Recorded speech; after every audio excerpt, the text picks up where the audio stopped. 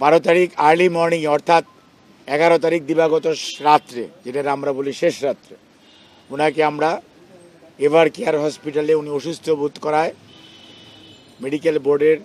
পরামর্শক্রমে আমরা ever care hospital ওনাকে নিয়ে যাই এবং সেখানে মেডিকেল বোর্ড পরীক্ষা নিরীক্ষা করার পর সাজেস্ট করে ভর্তি করার জন্য সেই অনুযায়ী ওনাকে এভার কেয়ার হসপিটালে ভর্তি করা হয়। প্রফেসর ডক্টর শাহাবুদ্দিন তালুকদার এবং professor doctor FM Siddiqui, professor doctor Mohammad Nuruddin Ahmed, professor doctor Shamsul Arefin, professor doctor Abu Jafar Mohammad Saleh, professor doctor Masum Kamal এবং ডক্টর মোহাম্মদ জাফর ইকবাল, এদের তত্ত্বাবধানে উনি ওখানে চিকিৎসাধীন ছিলেন। এবং দেশের বাইরে থেকেও আমাদের বেশ কয়েকজন ওভারসিজ কনসালটেন্ট আছে যারা আমেরিকাতে ইউকেতে থাকেন, ওনারাও এই ওনার যে মেডিকেল বোর্ড সেটাতে অংশগ্রহণ করে এবং ওনাদের পরামর্শক্রমে এই কয়েকদিন ওনার চিকিৎসা চলার পরে উনি কিছুটা সুস্থ বোধ করেন। সুস্থ বোধ করার এই যে বারে বারে যেতে হয় আসতে হয়, তার কারণটা কি? কারণটা হচ্ছে ওনার ক্রনিক লিভার ডিজিজ এমন একটা ডিজিজ, আমরা বলেছি যে ওনাকে সংকট থেকে উত্তরণের জন্য টিপস যে প্রসিডিওরটা জন হপকিন্সের চিকিৎসকরা করে দিয়ে গিয়েছেন, সেটা করার পরিপ্রেক্ষিতে উনি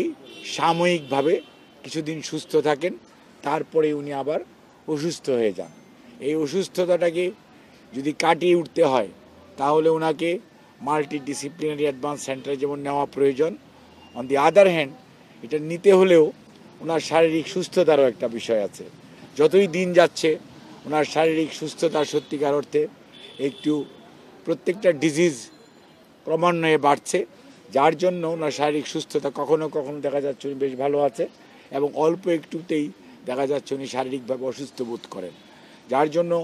যে যখন আপনি প্লেনে টেক অফ করবেন, ল্যান্ডিং করবেন, প্লেনে যখন থাকবেন, একটা নেগেটিভ প্রেশার থাকে। তো এই নেগেটিভ প্রেশারে ওনার যে হার্টের যে সমস্যা আছে, লিভারের যে সমস্যা আছে, কিডনির যে জটিলতা আছে, সব কিছু মিলিয়ে চিকিৎসকরা এখনও ওনাকে মনে করতে পারছেন না যে 12-13 ঘন্টা জার্নি করার মতো এই অবস্থায় উনি আছেন। তবে উনি মোটামুটি বাসার মধ্যে বা হসপিটালে যখন একটু, যেমন আজকে দেখুন, যেমন আপনারা দেখেছেন আলহামদুলিল্লাহ আজকে উনি অনেকটা সুস্থ বোধ করতেছেন সেই জন্য। কিন্তু এই সুস্থতাটা দেখা যাবে যে যেহেতু ওনার অনেক কিছুই চিকিৎসা নির্ভর, ঔষধ নির্ভর এবং অনেক জিনিস সাপ্লিমেন্ট দিতে হয়, সেই জন্য দেখা যায় যে একটু এদিক সেদিক হলেই দেখা যাচ্ছে উনি শারীরিকভাবে অসুস্থ বোধ করেন, ওনার বিভিন্ন ধরনের জটিলতার সৃষ্টি হয়। তো যার জন্যই আপনার ওনার বিষয়টা খুব পুঙ্খানুপুঙ্খভাবে, মানে অত্যন্ত আমরা যেটা ডাক্তারি ভাষায় বলি যে একটা মানে মনিটরিংটা খুব মানে খুবই মানে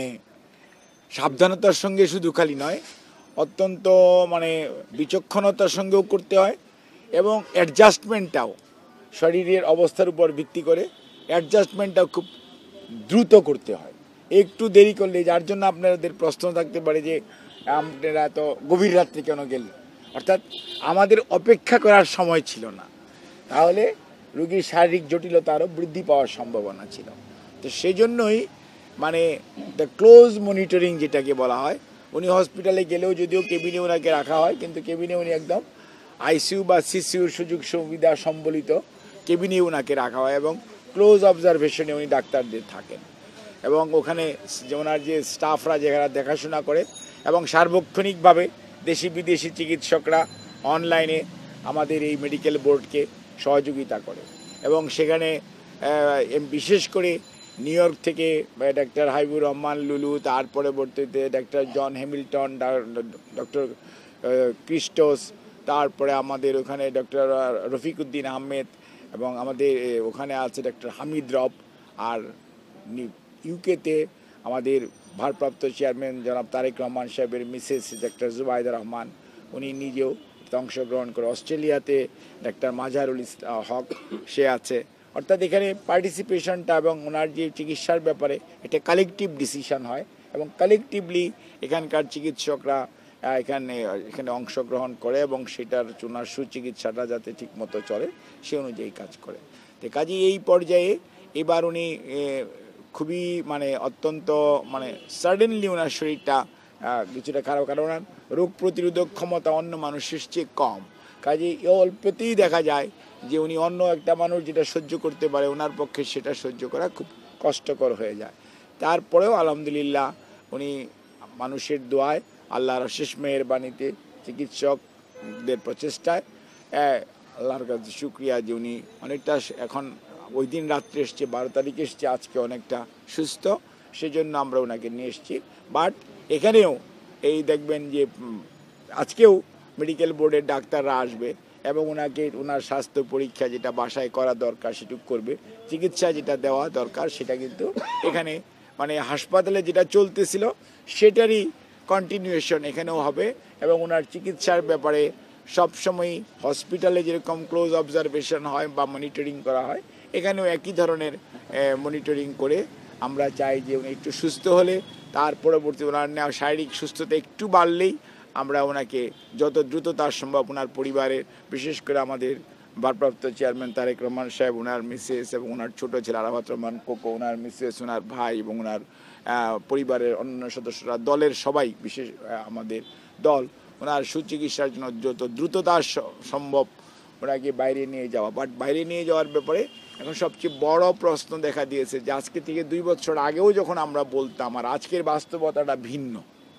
আজকের বাস্তবতাটা হচ্ছে যে ফ্লাইং যে একটা টাইম এবং ফ্লাইংয়ের যে কন্ডিশনটা, এটা একটা গুরুত্বপূর্ণ আইটেম। এটা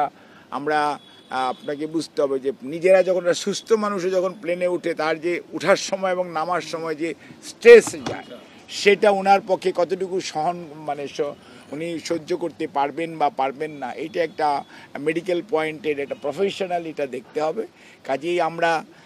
চিকিৎসার ব্যাপারে খুবই মানে আশাবাদী এবং ইনশাআল্লাহ যত দ্রুততার সময় নেওয়ার চেষ্টা করছি। বাকিটা আল্লাহ রাব্বুল আলামিনের অশেষ রহমত, তাহলেই আমরা হয়তো ওনাকে, আপনারা দোয়া করবেন। আর উনি আপনাদের সবাইকে ধন্যবাদ জানিয়েছেন যে আপনারা যে উনি যাওয়ার সময় ওনার রাত্রিবেলায় গভীর রাত্রে আপনারা অনেকেই নিউজ কভারের জন্যই করেছেন, এখনও আপনারা অনেক মানুষ অপেক্ষা, উনি কিন্তু এগুলো দেখেন, as she is a politician, সবসময় এগুলোকে উনি খেয়াল করেন এবং উনি আপনাদের সবাইকে ধন্যবাদ জানিয়েছেন। এবং দেশের মানুষের দোয়ায় উনি আজকে পর্যন্ত গত 4.5 বছর যাবৎ 2021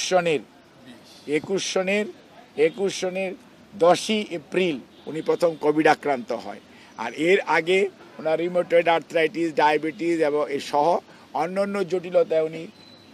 বিএসএমএমইউতে প্রায় 1 বছরের অধিক সময় ভর্তি ছিলেন। কাজে এই যে সময় উনি যা ওনার চিকিৎসার ব্যাপারে আমরা ব্যয় হয়েছে এবং চিকিৎসা সত্যিকার অর্থে শুরুই হয়েছে উনি যখন 2020-এর 25শে মার্চ যখন ওনাকে বাসায় থাকতে দেওয়া হয়েছে, তারপর থেকে অ্যাকচুয়ালি ওনার চিকিৎসাটা শুরু হয়েছে এবং